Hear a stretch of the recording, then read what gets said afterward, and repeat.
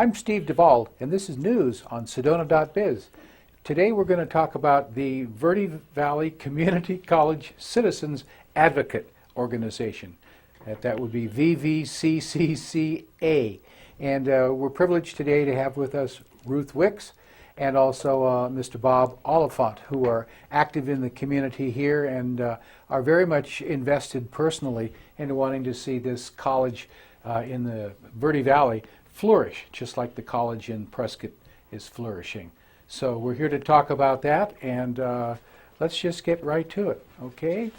So what is it that, what is it that we're trying to do? Let's just, from the very top, let's set the tone with that. Well, what has transpired over the past probably year is that the college has created a plan which was called the 10-year plan, and it was passed in December.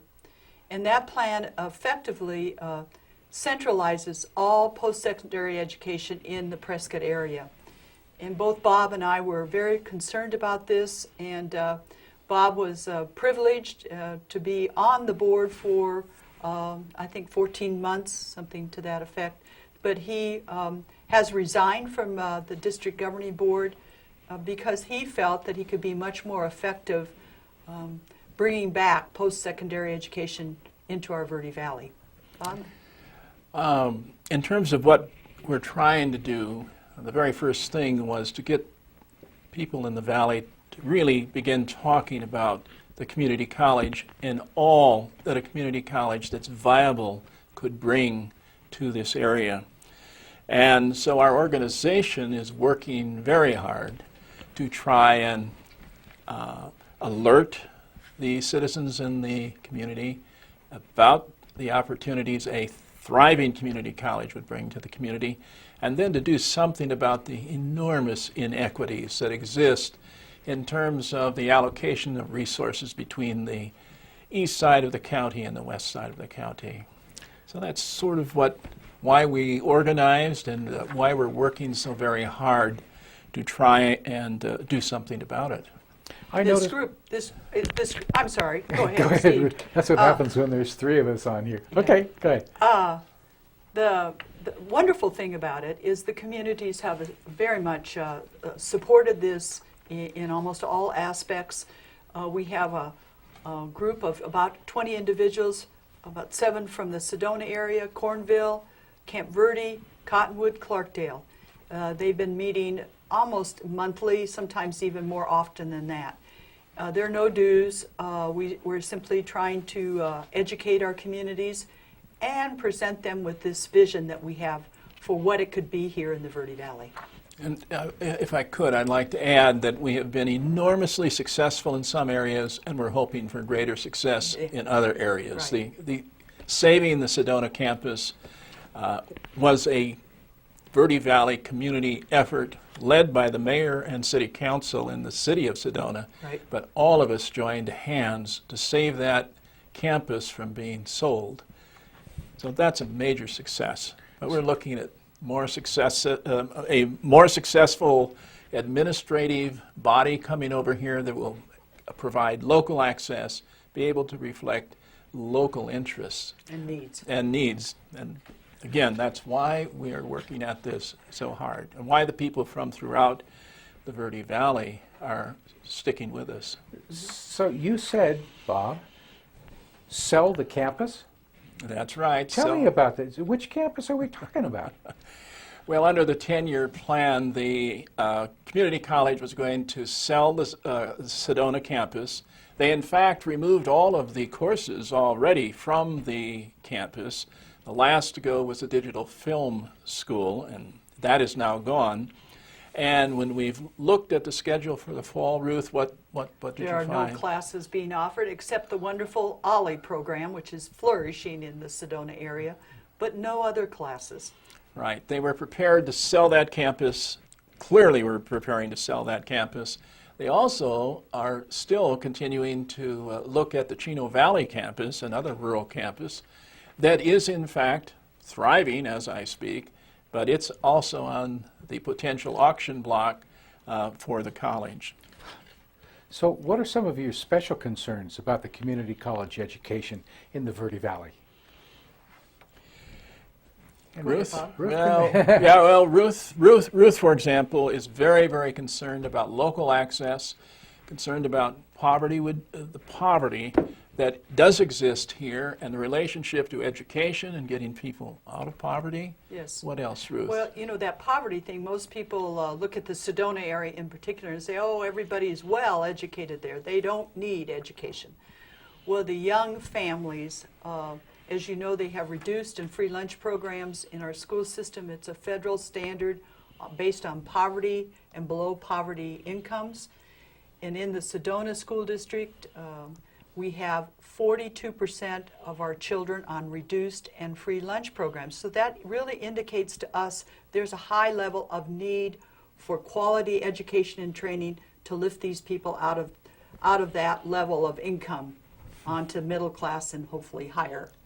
There's a very specific concern about such things as vocational training. In the absence of vocational training over here, what has happened in the last 7 years is that all community college vocational training has been moved to the other side of the mountain, and they've made a huge multi-million-dollar investment in that vocational training facility, and it is doing really, really well. They're anticipating 200 high school students, for example, to enter that facility in the fall, in addition to all the hundreds of other residents over there. And vocational training over here, Ruth, is just... We have vocational training at the high school level, and it's very effective and very good, but those students are unable to get certificates here, qualified to be a qualified welder. You know, they have a program over in Prescott that a lineman, training people to be linemen. When they leave after a relatively short period of time, they can 100% job placement, and they go out with starting salaries at $50,000 or $60,000. So those are the kinds of programs that we want reestablished here. Many of those programs were here up until probably 2000, 2001, and then all of them were taken over to the Prescott area, and they've done a beautiful job. The C-Tech program and building and programs are outstanding, but they're so far away, they're inaccessible to our people here. I agree. You know, as this has been going on for a number of years, there have been some bitter feelings that have surfaced about this whole college arrangement. Research has shown that this bitterness went back all the way to 1966, 67, when the effort began to create a community college in Yavapai County. So research has shown that this has been going on for a long time. What do you have to say about that, Bob? Well, really, Ruth did the research on this. She went back and got documents from the very time the discussion in the county was where to have a community college. And what did you this was back in 1966, 1967. What did you find? Well, NAU was asked to do research on where it would be best to place the college, the Verde Valley or the present Prescott campus. Their research showed that it should be in the Verde Valley. There were 165 acres of prime land in Clarkdale that was offered, I believe, free. Also, the mining concern there was going to contribute $1 million or $100,000. I forget the exact. So the Prescott area people went down to the Arizona Community College Board and said, no, we want it in Prescott. And they said, the board said, we're not going to make a decision for 2 months. And Verde Valley group did not attend the next month's meeting, and the decision was made to place it in Prescott. So right off the start, it was very disappointing for the people in the Verde Valley.